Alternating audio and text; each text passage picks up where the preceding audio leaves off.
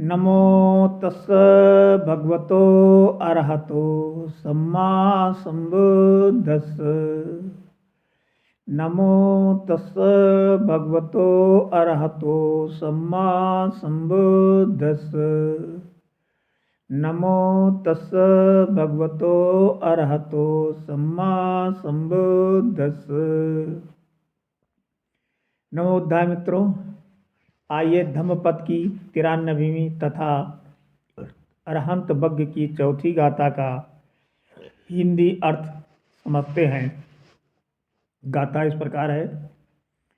यस्या सवा परिक्षीणा आहारे च अनिश्चितो सुन्नतो अनिमित्तो च विमोक्षो यस् गोचरो आकाशेउ शकुंतानं पदम यस्य दुरन्नया। यस्या सवा जिसके आसव चित्र के विकार परिक्षीणा पूरी तरह से क्षीण हो गए हैं, क्षीण हो गए हैं, नष्ट हो गए हैं। आहारे चा और भोजन में अनिश्चितो आसक्ति नहीं है, लगाव नहीं है। सुन्नतो शून्य, अनिमित्तो कारण रहित, विमोक्षे पूर्ण मोक्ष गोचरो दिखाई देता है। आकाशे यु शकुंतानम परम तस्य दुरन्नयम, जैसे आकाश में उड़ने वाले पक्षी के पदचिन्ह दिखना कठिन है। तो यस्या सवा परिक्षीणा आहारे च अनिश्चितो सुनंतो अन्नमित्तो च विमोक्षे यस् गोचरो आकाशेउ शकुंतानं पदम तस्य दुरन्नयं।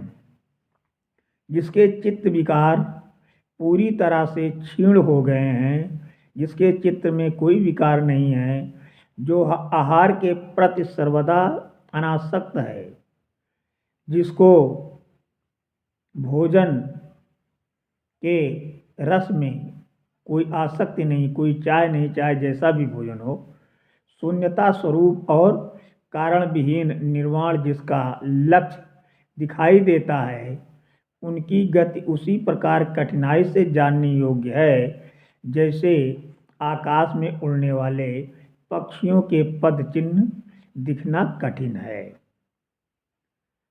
आइए समझते हैं कि निर्वाण की गति अज्ञेय है, निर्वाण की गति जानी नहीं जाती।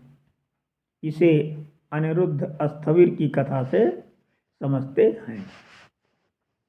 एक दिन अनिरुद्ध स्थविर कूड़े के ढेर पर जीर्ण चीवर ढूंढ रहे थे ताकि पांशुकुल चिथड़ा कपड़े इकट्ठा कर अपना चीवर बना सके।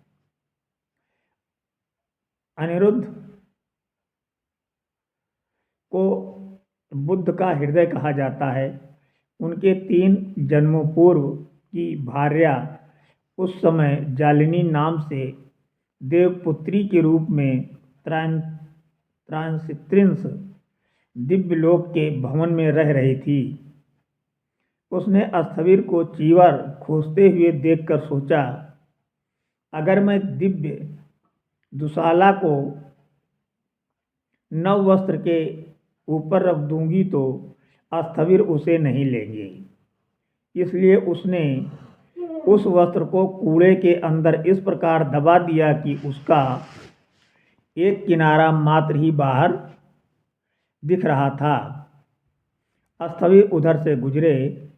उन्होंने कपड़े का किनारा देखा, उसे कूड़े से बाहर निकाला तथा यह सोचकर कि ये अच्छे किस्म के वस्त्र हैं, बिहार में ले कर चले गए।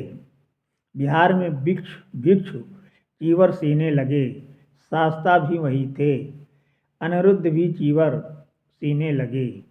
जालिनी ने उन्हें चीवर बनाते हुए देखा तो नगर में आई और घोषणा की, आज भिक्षुगण भोजन दान के लिए नगर में प्रवेश नहीं करेंगे। उनका भोजन बनाकर बिहार में भेजने की व्यवस्था की जाए। दोपहर में खाने की इतनी सामग्री बिहार में भेज दी गई कि बहुत कुछ बच गया। भिक्षु इसे देखकर सोचे, इतनी भोजन राशि भेजने की जरूरत क्या थी। ऐसा लगता है कि स्थविर अनिरुद्ध ये दिखाना चाहते हैं कि उनके उपासक उनमें कितनी अधिक श्रद्धा और प्रेम रखते हैं। भिक्षुओं की बात सुनकर शास्ता ने उनसे प्रश्न किया, क्या तुम सोचते हो कि अनिरुद्ध ने ये सब कुछ दिखाने के लिए किया है? हाँ बनते। नहीं शिष्यों, मेरा शिष्य अनिरुद्ध ऐसा नहीं है। वो ऐसा नहीं कर सकता। उसने ऐसा नहीं किया है। ये सारा भोजन देवता के प्रभाव से प्राप्त हुआ है।